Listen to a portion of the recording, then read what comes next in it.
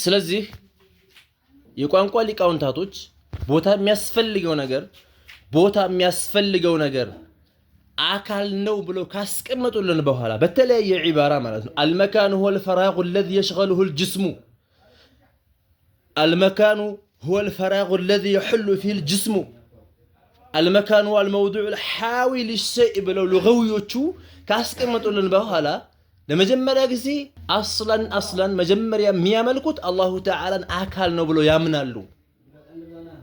አካል ነው ብለው የማያምኑ ከሆነ አላሁ መውጁድ ቢላ መካን የሚለው ለምን አይቀበሉ? አላሁ ተባረከ ወተዓላ በተለያዩ አያዎች ለእርሱ አምሳያ እንደሌለው ከነገረን አላሁ ተዓላ ከቦታም ሆነ ከአቅጣጫ የተጠራራ የሆነ ጌታ ነው። አላህ ቦታ አለው ግን የኛን ቦታ አይመስልም ካለ ችግር የለም። ምን አይነት ወሬ ነው ይሄ?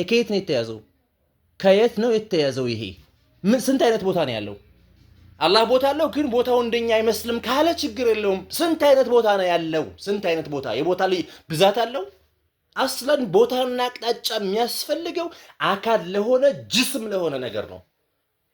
አሁን ላይ መጥቶ አንዳንድ ሰው ወሃቢያን አላስከፍልም ሲል ታገኘዋለህ። ይሄ ሊገርምህ አይገባም። ሐታ ስለ ሶሻል ሚዲያ የማያውቅ በል ተብሎ የሚናገር ማለት ነው። በል ተብሎ የሚናገር ጺሙን አንዠርጎ ሊመጣ ይችላል። ይሄ ሰውዬ የዑለማዎችን ኪታብ በደንብ አድርጎ አይሞጥልም። ቀልቻ ነው ይባላል። ይሄንን ስም አትርፏል። ይሄንን ስም ከስዋል። ትልቅ ቀልቻ ነው ተብሏል። ሰውም በዛ ላይ ይነሳል። እኛ የምንከተለው ሐቅ ነው። ይሄ ጥቅም አደር አይደለሁም ምናምን ብሎ ሊሸፋፍን ይችላል። ጥቅም አደር ትለኛል ሊልህ ይችላል። ላ ይህ ሰውዬ ጺሙን አንዠርጎ የሸበተ ጺም ተሸክሞ መጥቶ ወሃቢያን አላስከፍርም ካለህ እንዲያትከተሉ ልትጠነቀቅ ይገባል። እንዴት ነው ወሃቢያ ሙስሊም ሊሆን የሚችለው? ወሃቢያ ሙስሊም ሊሆን የሚችለው እንደዛ ከሆነ አላህ ብለው እያመለኩ በፊትም እኮ ያሉት እኮ ጥጃ እያመለኩ አላህ የሚለውን ስም ሰጥተውት ነበር። እነዛን ሰዎች ሙስሊም እንበላቸው አላህ ስላሉ።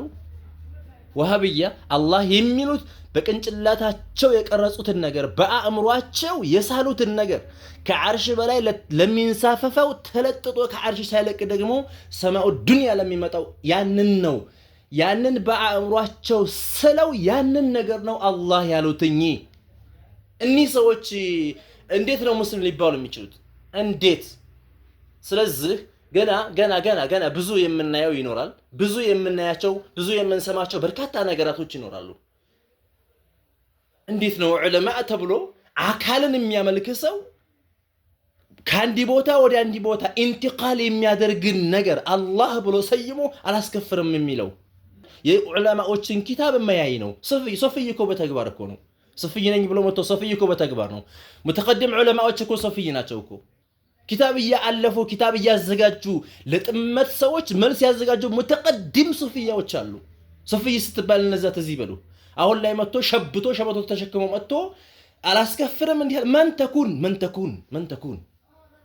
ስለዚህ ሁላችንም ከነዚህ ከጥመት አንጃዎች ከነዚህ ተላላኪዎች ራሳችን ልናርቅ ይገባል።